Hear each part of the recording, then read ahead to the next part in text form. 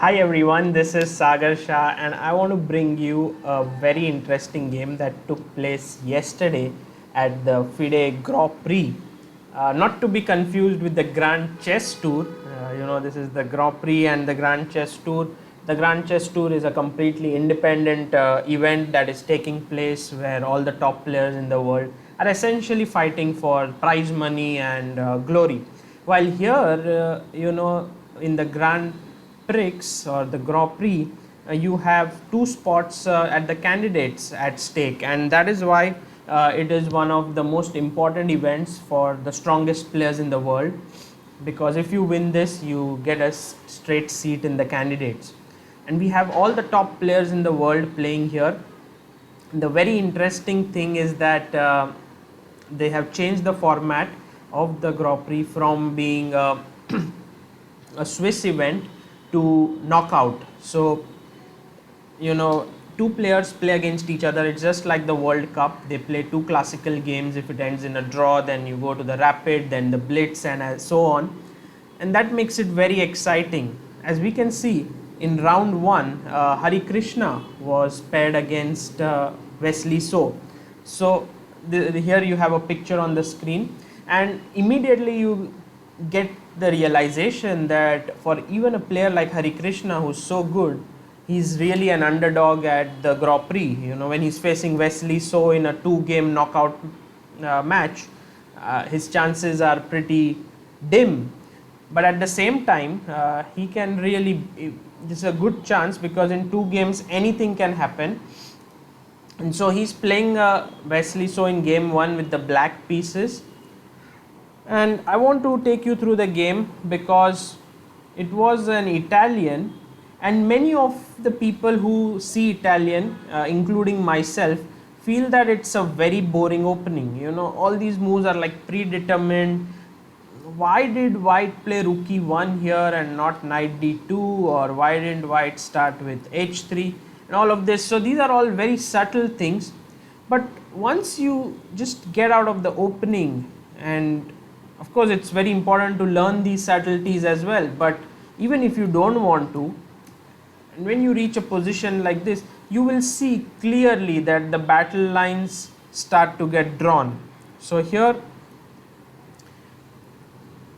it may seem that things are around even, but as you see, b5 suddenly starts to make things interesting. Now this position was reached between Anand and Wesley So. So Wesley So here is white, but in the blitz game which took place in 2017, Wesley was black, and the game had continued AB knight e7, which Anand had won. So I don't know if Harikrishna had seen it or remembered it. He went directly knight e7, and after c4, instead of clarifying the situation with d into e4 in the center, he played d4. And here after nd5, one starts to feel that white should be slightly better because the knight is very strong on d5. But after knight g6, rook a b1, ab5 was played.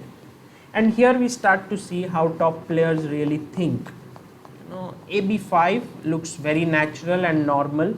I think white has a small edge here. But when you play a move like rook into b5, and the computer starts to show that no, this is not a good move, you don't really say that Wesley made a mistake, but what Wesley really wanted to do was get some play on the queen side. For example, start an attack on the b7 pawn. And let's say a move like b6 or something doesn't really work because white will sooner or later play a5, and then with all his pieces here nicely positioned, he's going to get excellent play on the queen side. This is essentially his idea. c6 was of course seen by Wesley, and after knight b6, queen e7, he went back rook b1, and he said to himself, look, the pawn is weak here. I could get to play a5, a6 some point. I can even think of playing c5, knight c4, knight d6 in the future. So overall, I have excellent play on the queen side. But this same thinking, when Harikrishna is also thinking on his own, he starts to realize that now I have 4 pieces here which are quite close to the king side, I must launch an attack, because knight d7 is a possibility in the position, but it's passive, and white is going to continue to grind. For example, you can take and play a5, and somehow it seems as if, or first you can just stop with perhaps g3 here and then play a5 in the position, and somehow there is a lot of play on the queen side. So Hari said, well, I'm going to go knight h5, and then g3 was played by Wesley. So again, a very dangerous move. He is playing with fire here because he has just one piece sort of on the king side defending his king. So Harikrishna played rook to f6, attacking the knight, and now queen d1. Queen e2 unnecessarily runs into knight f4 and it attacks the queen as well. So he played queen d1, and here, well, it's time to sacrifice. If you don't do anything, then what's the point of having all the pieces on the king side? So ngf4 was a fine move by Hari.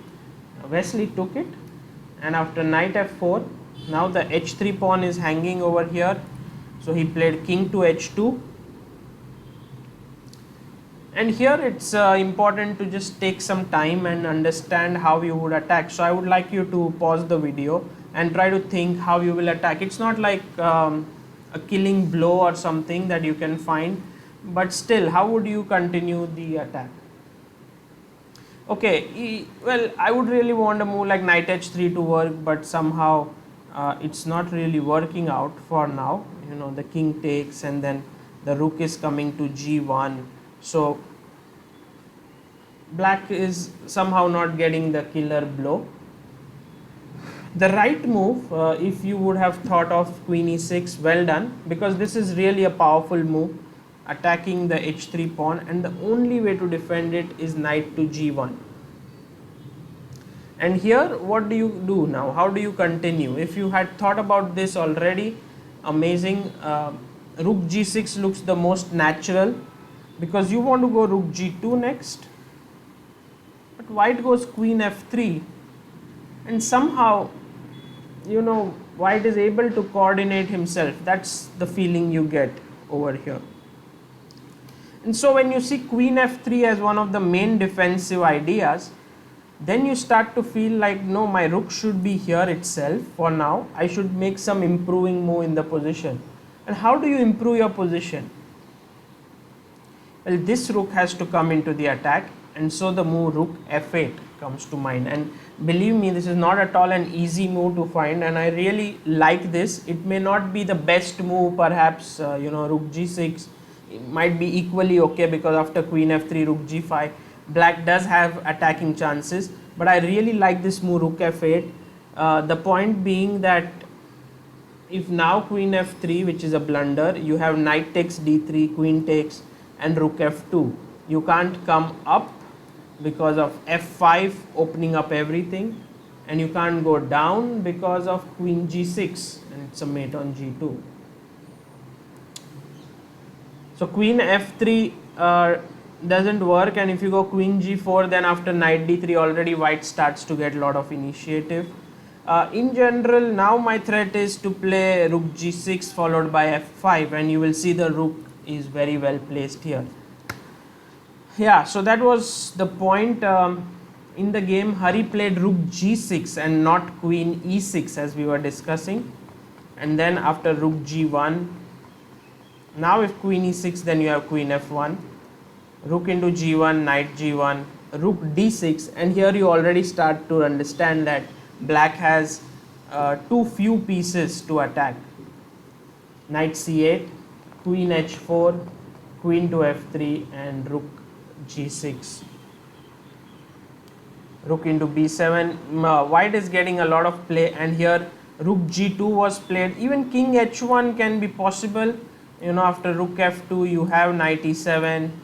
Here, take, this variation. But I don't know what is happening here. It's very messy and difficult to calculate. Black has two pawns also. All these pawns are not particularly strong. They are all isolated. So Wesley said, well, I don't want to go into something like this. I'll take the rook, And now I will have a rook and 2 knights against Hari's lone queen, which looks pretty good to me. But Harikrishna here played check, king h1, and white is winning. Yeah, here he has good material advantage. But the problem is when you are low on time, it's not easy to coordinate 3 pieces. Well, when you have one piece, you just keep moving it. So queen d2, and now Wesley plays a5, a good distracting move, because d3 is a key pawn. You don't want to lose it. If you take now, then a6 and this pawn is rolling down the board. So Hari decides to take on a5, and here it was important to include the last piece in the game, which is to start with knight f3. I was thinking if queen a6 you can just get your knight back, but the main point being that here when black attacks the weakness in white's camp, which is the d3 pawn, you are able to play king g2 first, takes knight d6, and you will see that now these 3 pieces are coordinating wonderfully. Knight h4, this is just a sample line which I thought, like black is trying to queen his pawn, but white is just too fast. Now check and mate. And that's why it was important here itself to play knight to f3. This was the key moment. Wesley played knight e7 and took here, and the point is here he is still not losing any material, but after queen a3, the 2 pieces here are not enough to attack the king. You need the third guy as well, and somehow black is just in time. He is able to hold the position d3, and now when d2 was played, after knight d2, the players agreed to a draw, because after queen d1, king g2 takes, knight f5, check, and it would be a draw.